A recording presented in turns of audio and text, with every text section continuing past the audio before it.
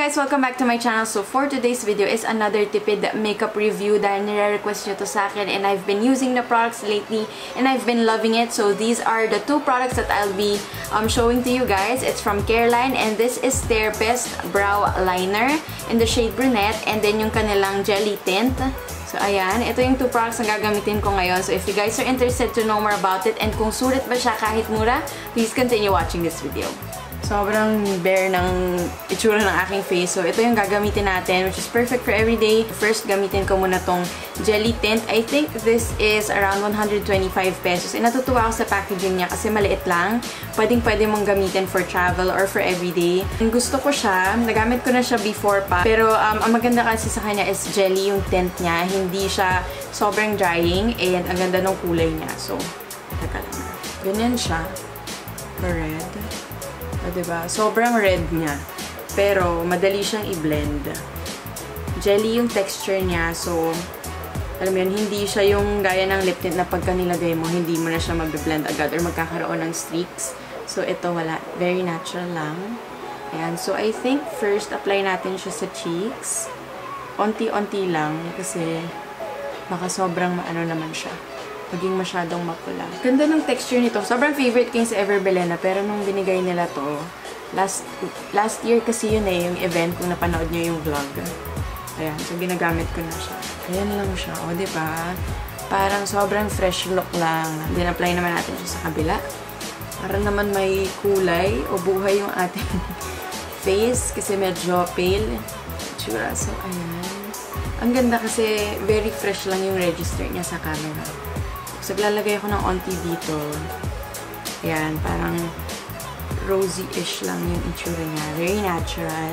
Ito yung gusto ko sa product na to. It's very blendable. It's easy to use. Kahit fingers lang. Hindi mo na kailangan ng ibang product at all. Kasi pag gumamit ka ng sponge, tinry ko yun. Naku, hindi na natanggal yung stain sa sponge ko ever. So, gusto ko yung ganitong mga tints na sobrang dali i-blend, lalo na pag nagmamadali ka, gamit mo lang talaga yung fingers. So, ayan siya. Yun lang. Medyo red-ish yung kamay mo. So, make sure na tanggalin mo siya after. And then, next, we'll be applying it on our lips. Usually, I use my fingers para mas madali siya ma-blend. Yung aso ko yun.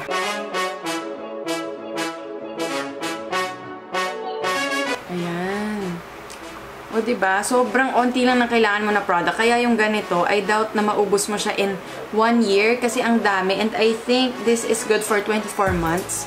So, ayan siya. 10 ml na yung product na to. Pero, sobrang onti lang ng kailangan mo, oh. Wow. Sobrang gusto ko talaga yung bagong products ng CARELINE lately. Ang lakas maka-fresh. Alam mo yun, pang bagets talaga siya. Pero, kahit hindi kayo bagets like me, pwede nyo siyang gamitin. So, ayan. Oh, very Korean-ish na yung look. So, ayan. That is my review about this product. I really like it for only 125 pesos. It's one of the best tints out there. I'm not sure anong difference ng jelly sa water tint. Pero, ang napansin ko lang is madali siyang ma-blend. Hindi siya nakakadry ng lips as you can see.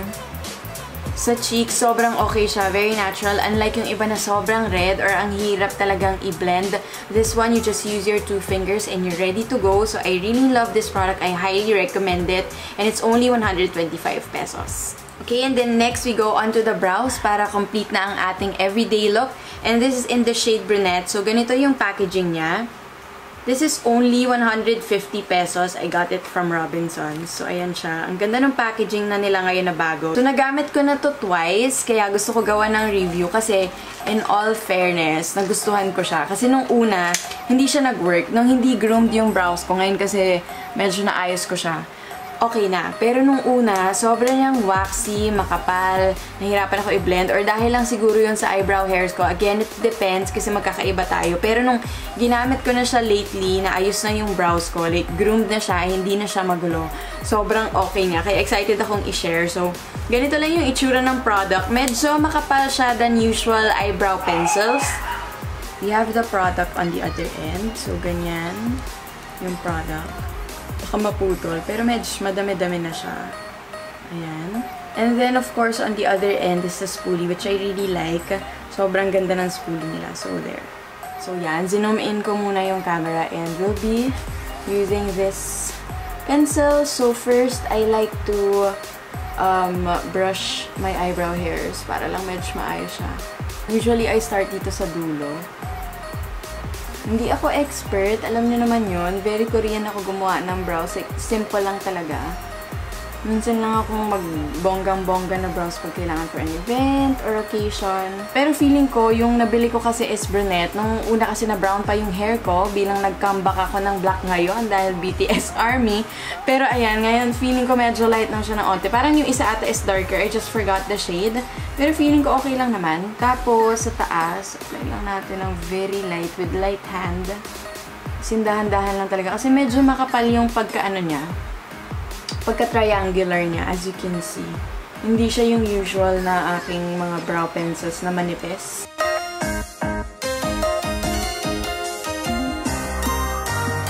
Simple lang siyang gamitin. Tapos, brush na lang ng onte. Gusto ko yung spoolie kasi alam mo yung sturdy siya. Tapos talagang nakaka-blend siya ng product. Nakakatulong talaga siya. So, ayun yung itsura niya, guys. Medyo light lang siya, pero sa malayo, nakikita niyo na nag-color talaga siya sa brows. Kumapit siya agad. And ang lakas niyang makadefine ng brows, which is very nice. And now, gawin natin yung kabila. Tapusin lang natin. So, yan. Dito lang ako usually. Ang lagi kong natatanggap na question sa Instagram pag nagpo-post ako ng selfie is ano yung ginagamit ko na brow pencil. It's Etude House 1. Yun yung sinama ko dati sa aking mga favorites video na paulit-ulit. It's my holy grail since college. Yung kanilang color brown na retractable din. Ang ganda lang dito, napansin ko is madali siyang kumapit sa hair. Yun nga lang, dapat dahan-dahan ka kung hindi ka super galing magkilay. Pero I sort of agree that it's one of the best brow pencils out there na sobrang affordable. It's only 150 pesos and pinaka-favorite ko talaga when it comes to the brow pencils is maganda yung spoolie kasi yun yung nakakatulong na mag-blend ng product sa brows niyo, lalo na kung nakapalan nyo or feeling nyo hindi siya pantay, kailangan yung i-blend yung product. So, ayan, nakita nyo na. O, diba? In fairness sa 150 pesos, ang bongga. I've tried a lot of brow pencils na mamahalin, na locally available, na mura. Alam mo yung lahat-lahat na variety. Pero nung una kasi, hindi ko siya nagustuhan. Feeling ko kasi nga, makapal tong product. Dahan-dahan nyo lang talaga siya i-apply. So that's it for my finished look of these two products. I hope you enjoyed this review. And in fairness, nagustuhan ko sila parehas. Everything is below 150 pesos. This is 125 and this is 150. Nakakatawa na talaga ngayon yung local makeup products natin. Kahit lakas makabagets nito, it really works. Unlike yung mga before na makeup kasi, alam mo yung mura siya pero so-so lang. Ito, it does work. Ang ganda, nakakapag-compete na siya with other brands na medyo mahal. And alam ko, ang dami niyong nire-request lagi na tipid makeup or affordable makeup products. And these products I highly recommend. Sobrang gusto ko siya. I've been using it this past few days para magawan ko din ng review for you guys. So I hope you enjoyed this video. If you guys also want a full face of CARELINE products, do let me know in the comment section down below. Ano din yung favorites nyo from the brand, and also if you have any other questions. So that's it. Thank you so much for watching and I hope to see you on my next video. Bye guys!